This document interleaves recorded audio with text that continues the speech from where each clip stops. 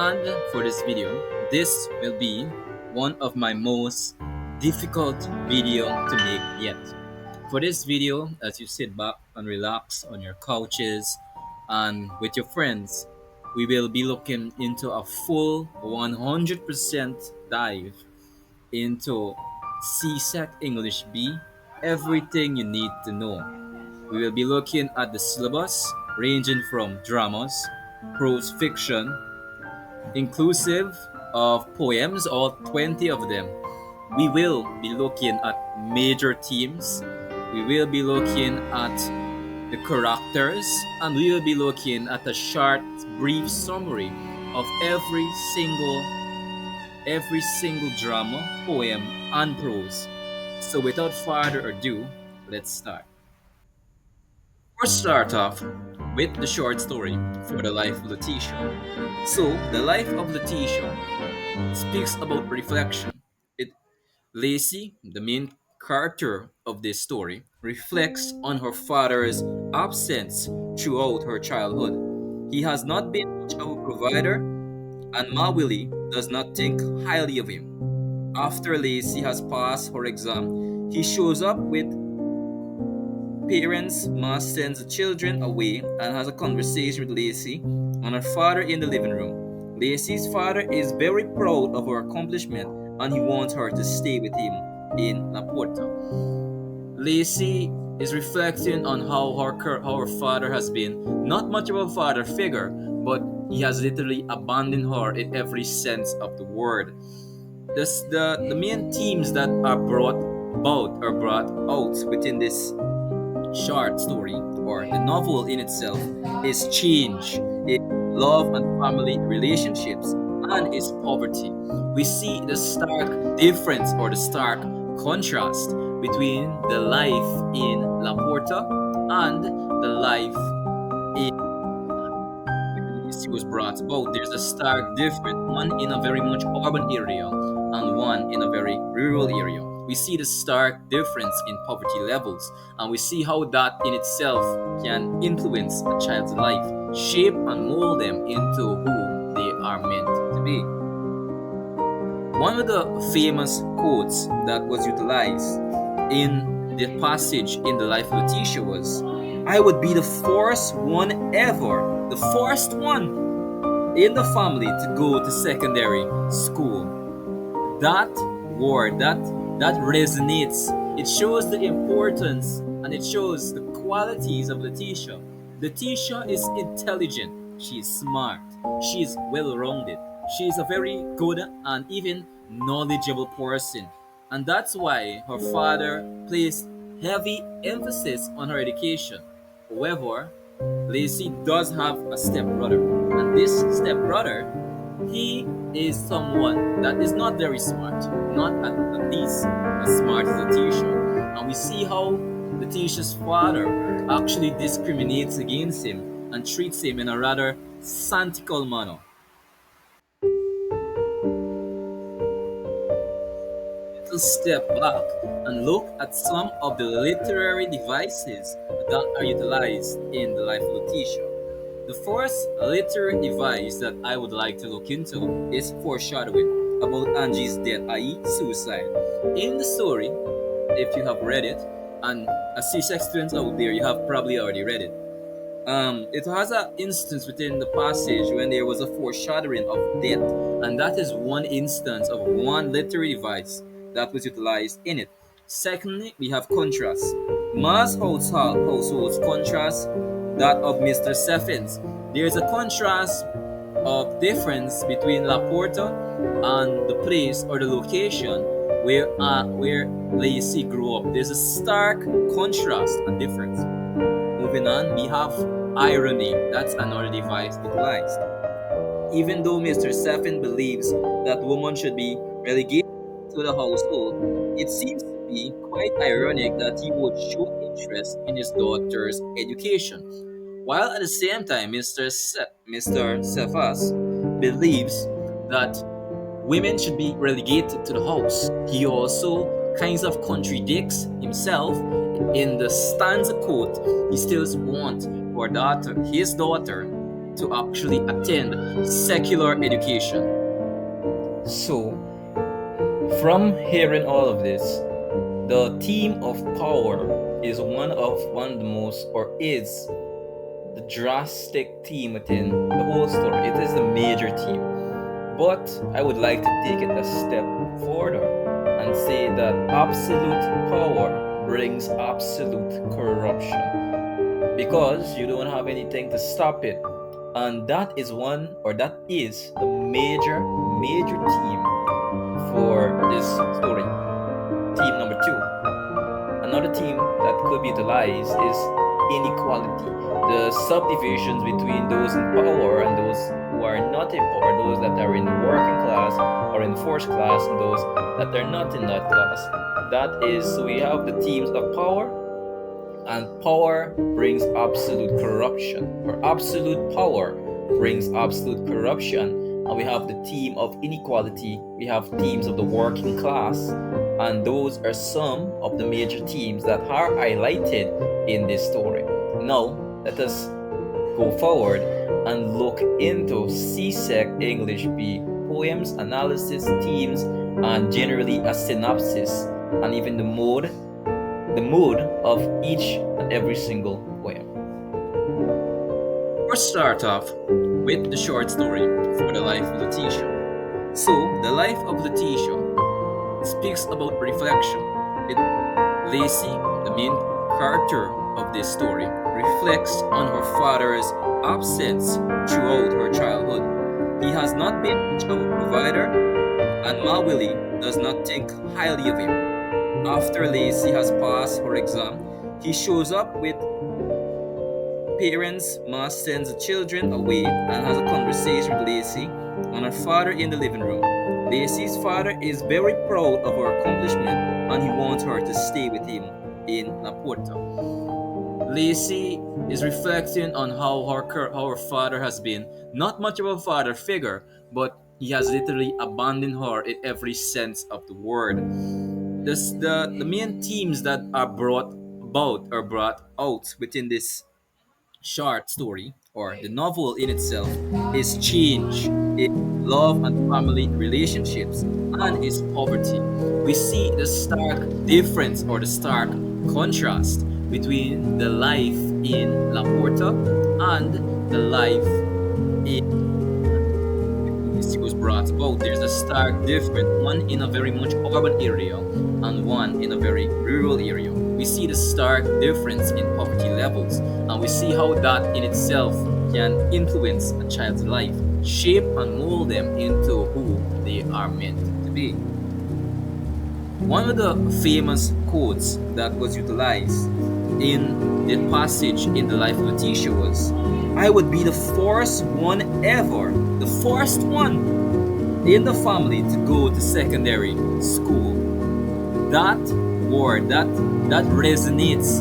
It shows the importance and it shows the qualities of Letitia. Letitia is intelligent, she's smart, she's well-rounded, she's a very good and even knowledgeable person. And that's why her father placed heavy emphasis on her education.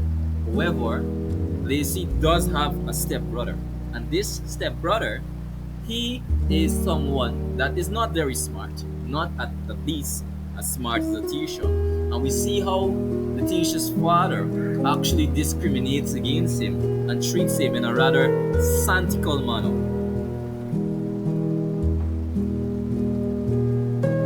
Let's step back and look at some of the literary devices that are utilized in the life of Letitia. The first literary device that I would like to look into is foreshadowing about Angie's death, i.e., suicide. In the story, if you have read it, and a C-sex student out there, you have probably already read it. It has an instance within the passage when there was a foreshadowing of death, and that is one instance of one literary device that was utilized in it. Secondly, we have contrast. Ma's household's contrast that of Mr. Seffins.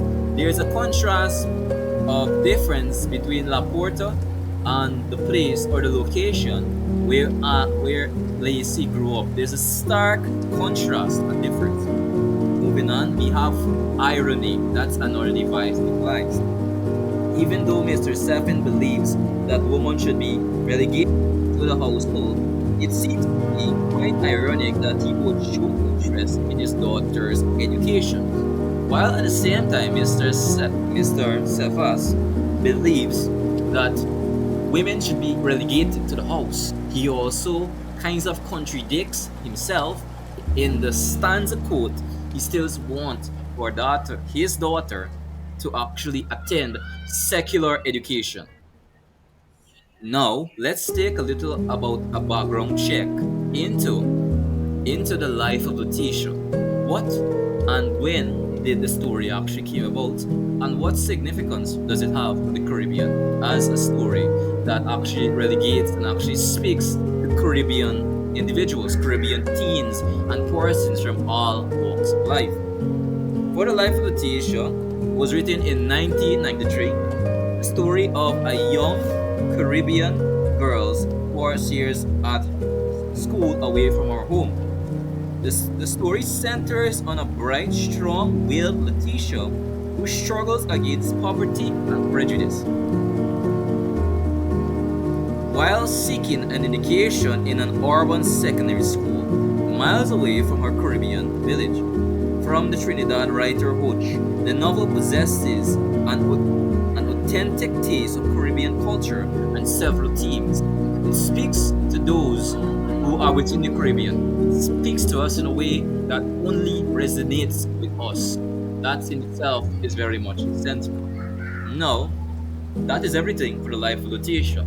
Moving on to our second story, Animal Farm. So now we are looking into Animal Farm. So Animal Farm in itself is a is a satire in the form of a beast fable, meaning that the story in itself is in relation with actual animals and how does it actually coordinate with real life. So it was first published by George Orwell in England in 17th of August 1945. It tells the story of a group of animals who rebel against their human farmer, hoping to create a society where animals can be equal, free, and happy. Ultimately, the rebellion is betrayed, and under the dictatorship of a pig named Napoleon, which we will talk later about, and as Napoleon, the farm ends up in a state far worse than before. This in itself is in relation to the ideology that, sometimes we think that with the encompassing of a new leader, there may be change, but sometimes in a satirical manner, as the author George Orwell himself wanted to illustrate to us. It's usually so comical because in this story, which we will be discussing further into, you will figure out that Napoleon was exactly the same or even worse than the farm owner of the farm in itself. So, according to Orwell, Animal Farm reflects events leading up to the Russian Revolution of 1917, and then into the Stalinist era of the Soviet Union, a period where Russia lived under the Marxist-Leninist ideology of Joseph Stalin. Orwell, a democratic. So, since Orwell was a democratic socialist or was a critic of Stalin and hostile to Moscow directed Stalinism, an attitude that was critically shaped by his experiences. So, George Orwell was basically against the idea of dictatorship in its entirety. So, since he couldn't say anything vocally about it, he actually wrote a story about it and showed how, in reality, this is very comical. And that's why it's a satire, it's very comical in a sense. And he used a fable, which is animals, with human qualities in relation to real life events of the Russian Revolution in 1917. So now let's take a step back and look into the character analysis of each character, or at least the major characters in the story. This is a short analysis categorization Analysis of characters, Animal Farm, CSEC English B. So the first character is introduced in chapter 1 and 2. This is Old Major. So Old Major is a boy who inspires a rebellion against Mr. Jones, representing Carl Matrix in the historical context. Analysis. Old Major served as a catalyst for change, delivering the principle of animalism. His character symbolizes the intellectual foundations of communism and the desire for equality. Then we have the second character, which is Napoleon. Napoleon is a Berkshire boar who represents Joseph Stalin and the rise of totalitarianism, or what you would consider to be authoritarian leaders. Analysis. Napoleon is a cunning, power-hungry, and manipulative.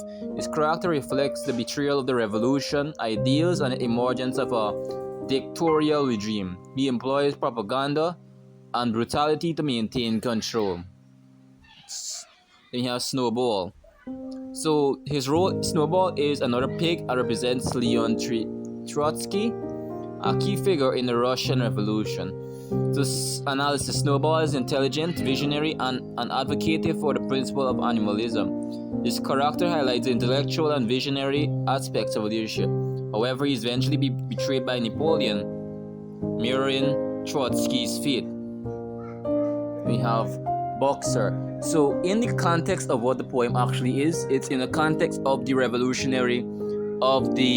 Revolution in 1917, whereby there was a revolution in 1917 where there was Trotsky and there was another leader. One represented revolution and one was power hungry and enacted brutality in order to maintain control, and in thus doing so did betray Trotsky, I think his name is, in the Russian Revolution, and exiled him from the country. I think it's exile or kill him.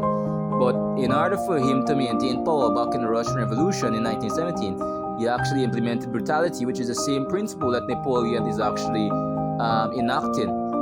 And Snowball, like the Russian Revolution, the man that was kicked out of the Russian Revolution, Snowball represents animalism's equality and communism, which is communism meaning equality for all. And that's what the context of it actually is for Boxer. Boxer is a loyal and strong card horse symbolizing the working class. Analysis. Boxer represents the dedicated labor class that supports the revolution. His tragic fate sent to the glue factory where he is no longer useful underscores the exploitation of the worker class by those in power, meaning that they actually use them, and when they no longer have a use for them, they actually just throw them away like trash. And while that may be true in every country, democratic countries usually are not like this. When we being particulate to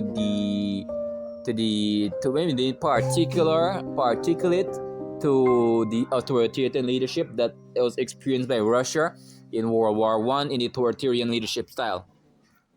So we have Squealer. Role. What is Squealer's role? Squealer is a pig who serves as Napoleon's propagandist and he spreads misinformation. Squealer represents the role of propaganda in maintaining a totalitarian regime. He distorts facts, manipulates language, and deceives the other animals, reflecting the abuse of information to control the masses. You have Mr. Jones. Mr. Jones is an irresponsible farmer who represents the last Russian Tsar, Nicholas II. Mr. Jones symbolizes the oppressive ruling class that exploits the working class.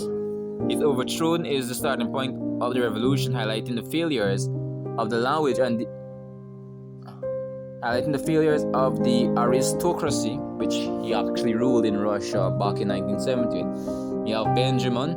So his role. Benjamin is a donkey known for his skepticism and cynicism.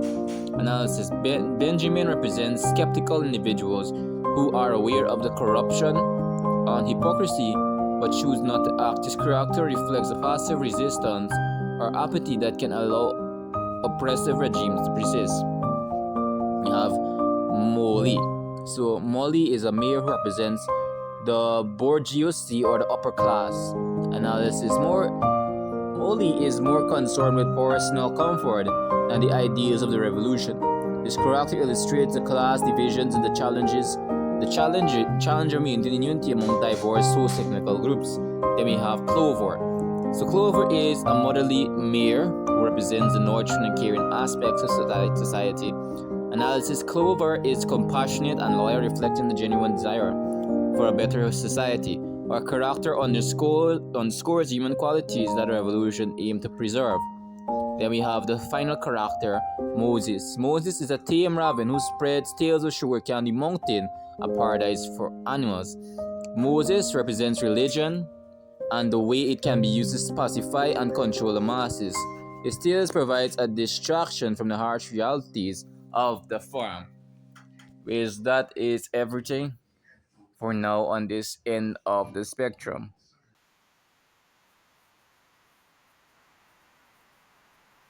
It is nice to be back with you on today's video. And for this video, this will be one of my most difficult video to make yet. For this video, as you sit back and relax on your couches and with your friends, we will be looking into a full 100% dive into CSEC English B, everything you need to know. We will be looking at the syllabus ranging from dramas, prose fiction, inclusive of poems, all 20 of them. We will be looking at major themes. We will be looking at the characters, and we will be looking at a short, brief summary of every single drama, poem. Hello everybody and to the prose. Study Prep Guys So channel. without It is further nice to be ado, back with you. let's start. This is one of my favorite poems, Death Be Not Proud by John Donne. I'm the Study Prep Guy and I will be looking through this poem, Death Be Not Proud, CSEC English B. So the poem Death Be Not Proud, we'll do a read through. We'll start now. Death be not proud, though some have called thee mighty and dreadful, for thou art not so. For those thou thinkest thou dost overthrow. Die not, poor death, nor yet canst thou kill me. From rest and sleep, which but thy pictures be. Much pleasure, then from thee, much more must flow. And soonest our best men with thee do go. Rest of their bones and souls delivery. Thou art slave to fate, chance, kings, and desperate men. And thouest with poison, war, and sickness dwell. And poverty or charms can make us sleep as well. And better than thy stroke, we swellest thou then. One short sleep pass, we wake eternally. And death shall be no more. Death thou shalt die. So, introduction to the actual persons that wrote it.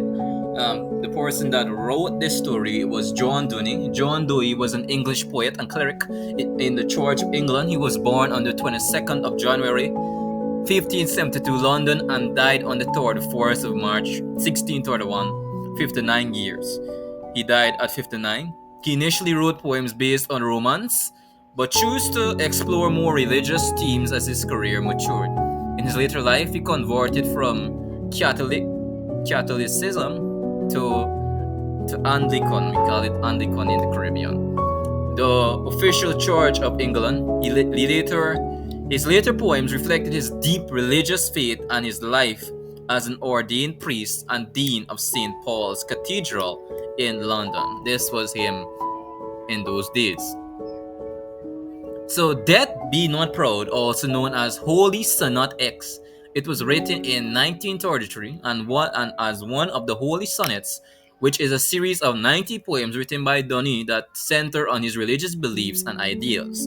Donne is considered the leading representative of the metaphysical poets. The metaphysical poets were known by their ability to surprise the reader and elicit new perspectives through paradoxical images, subtle arguments, inventive syntax, and imagery from art, philosophy, and religion using an extended metaphor known as a conceit. So, poetic devices utilized in this poem was form, tone, and mood. The mood was one of dread, one of bleakness, meaning that he reflected death. He reflected what death is in its entirety. So, general themes: attitude to death. What is the general attitude of death? What does death personified? That was one, or personify, that was what one of the things that he mainly wanted to get across. Morality and immorality. He wanted to represent death as something that puts an end to morality and brings us in, because it was actually a biblical referencing to the fact that in scriptures, in the biblical referencing, I think it's in Revelation, when it says that when you die, you go into this eternal body and live forever. Meaning that he was religion in the sense of Christianity, where he said that when you die, you go on to live forever in eternity in heaven. That is one of his main ideals, and that is what he highlighted within his passage. It's actually a biblical and scriptural reference in there also. Religion is very much impacted by it, being dead personified as an individual in his own relics. So he was actually referencing to the Bible, the scriptures, and to religious teaching in his audience. And courage. He highlighted the courage of death, how it actually embodies it, and how men actually have to approach it in a general sense. So, summary on death, Be Not Proud by John Donne. So, what you can take in the poem, death is being mocked by a bold, authoritative speaker who, in a compelling argument, reduces mighty death to a poor fool who has not real power over human beings and will eventually himself die one day. The poem is a reflection upon morality through an imagined encounter with death. The speaker seems to be someone who has grappled with his own fear of dying and is now drawing on his Christian faith in resurrection and eternal life that stores his power to overcoming death. So, as I said before, it is merely due on the fact on Christian revelation and Christian ideology that when they die, they will be in paradise, they will be in heaven, they will be with Jesus, and they will live forever. Thus, not neglecting the power of death and actually saying that he has won over death in a general sense, and saying that death does not have any authority since he will live forever and death will no longer be prevalent, since he believes that in the rapture, in when Christ returns, everyone will be immortals, and death will have no more power in a general sense. So you could actually do more research in this. So now let's take a look at the poem Little Boy Crying by Mervyn Morris. Your mouth courting in brief spite and hurt, your laughter metaphorized into howls, your frame so recently relaxed, now tight, with 3-year-old frustration, your bright eyes swim in tears, splashing your bare feet. You stand there angling for a moment's hint of guilt or sorrow for the quick slap struck. The orc towers above you, the grim giant, empty of feeling, a colossal cruel, soon victim of tale's conclusion, dead at last, you hate him, you imagine chopping clean the tree he's scrambling down, or plotting deeper it to trap him in. You cannot understand, not yet. The heart your easy tears can't call him with, nor guess the wavering hidden behind that mask. The fierce man longs to lift you, curb your sadness with piggyback or bold fight, anything but dare not ruin the lessons you should learn. You must not make a plaything of the rain. The poem is, basically summarize it, the poem is narrating an interaction between a father and his son who has been punished for playing in the rain. The little boy feels somewhat betrayed by his father and finds no sign of remorse in him. He sees him as a father figure, listening to him, to the evil giant from the fairy tale of Jack and the Beanstalk. The poem accurately shows how the child feels in the moment.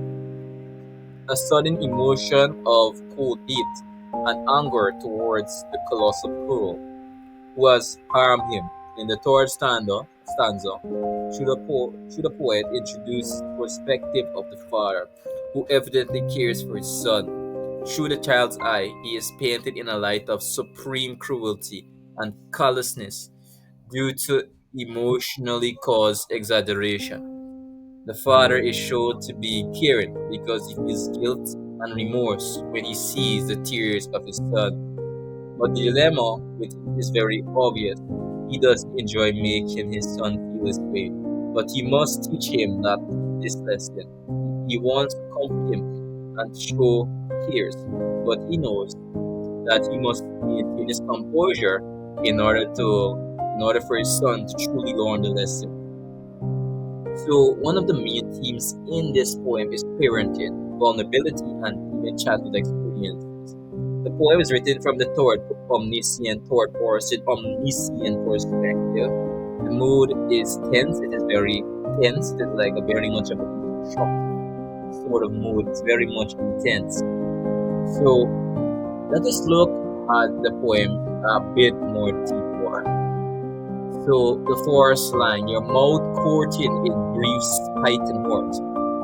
This line begins to show the little boy starts to cry basically. His mouth twist as shown with counterting, showing not only his pain emotionally and physically, but also an attempt to spite, deliberately annoy his father.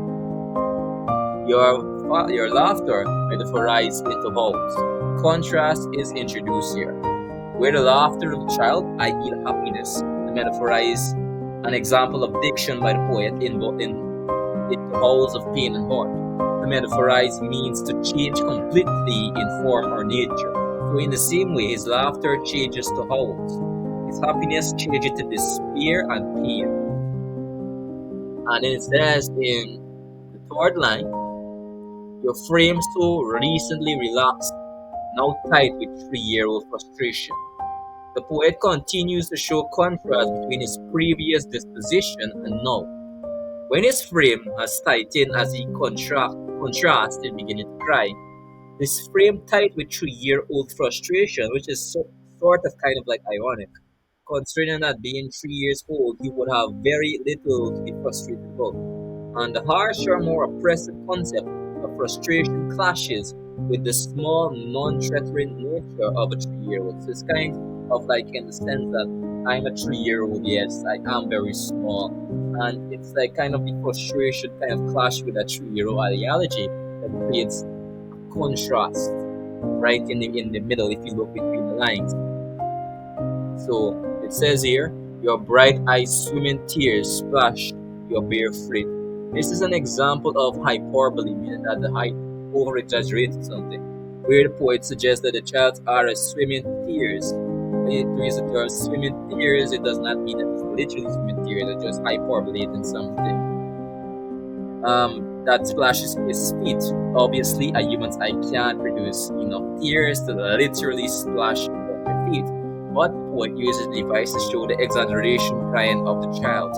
The phrase eyes swim in tears suggests that the child's eyes are completely submerged in tears, highlighting how much of it is actually taken, not literally a sea of tears in its entirety. Let's move on. You stand there angling for a moment's hint of guilt or sorrow for the quick slap struck. Now the boy searches for any sign of remorse, empathy, or guilt in the unnamed person who has hit him. Alliteration, slap struck. Slap struck, that's alliteration, is used along with the monosyllabic language, quick slap struck. Each word is one syllable to convey the speed of the slap. Slap struck, that literally giving you the idea that it was extremely quick, the hit was very fast, on point, very quickly. So the next line, or I would say that going on to the next line says, the ogre towers above you, the grim giant, empty of feeling, a colossal cruel, soon victims of tale's conclusion, dead at last. In this stanza, the little boy is now likened into the evil of the unnamed person the best way he can, using the fairy tales and mystical fictional evils. Using a metaphor, he refers to his forest as an ogre, towering over him, using alliteration. The boy calls a person a grim giant, who is cold and unfeeling, and a colossal cruel, not alliteration, colossal cruel, see, this is, of course, a circulation, exaggeration, description of this man by a teary-eyed and awed child. He is so enraged and frustrated at this moment that he compares his abuser to a giant, which is an allusion to the fairy tale Jack and the Beanstalk, the grim giant. And he hopes for him to eventually end up just like the giant at the end of the story. And at the end of the story, if you know what is Jack and the Beanstalk, the giant dies. So it's very dark in that sense. So let's keep on moving. You hate him. You imagine chopping clean the tree he's scrambling down or plotting deeper pits to trap him in. The boy continues with sentiments exaggerated by momentary pain, frustration, and anger. The boy is said to hate this man. So they just further reinstate his hate. You cannot understand, not yet, the hurt your easy tears can scald with him with. The speaker now considers the perspective of the father. The child doesn't understand yet what happens beyond the steely exterior of his father. So the hurt your easy tears can scald with him. So the child doesn't understand yet what happens beyond the steely exterior of his father. He doesn't know that his tears really do harm him, and that he does truly feel remorse for hurting his son. So in the context, the father does understand that yes, I'm hurting my son. I feel bad, but it's something that I have to teach him. It's in that sense. It's that's why one man teaches parenting. Nor guess the reverend hidden behind that mask. Adding to the list of things that the boy doesn't understand, he cannot guess the conflict within his father that is hidden by an unfiltered or unfiltered facade, and that is relative in real life also, because parents usually don't show that side of themselves to their children because they have to. It's their responsibility. The fierce man longs to lift you, curb your sadness with piggyback or a bullfight. Anything but dare not ruin the lesson you should learn. The poet again used contrast again here. Juxtaposition the description of the man as fierce with the description of the man as vulnerable, loving, empathetic, one who wants to curb the boy's sadness. The father sees his son crying, and his natural reaction is to want to comfort him, but he cannot in order to ensure that he learns the lesson. Even if he wants to do it, he can't do it because it's important to his son to learn that lesson so that he could apply it later on in life. So, our last line, you must not make a plaything of the rain. The final line conveys what was likely the reason for the father punishing the child. He was playing in the rain. And that would be everything under this poem, Little Boy Crying.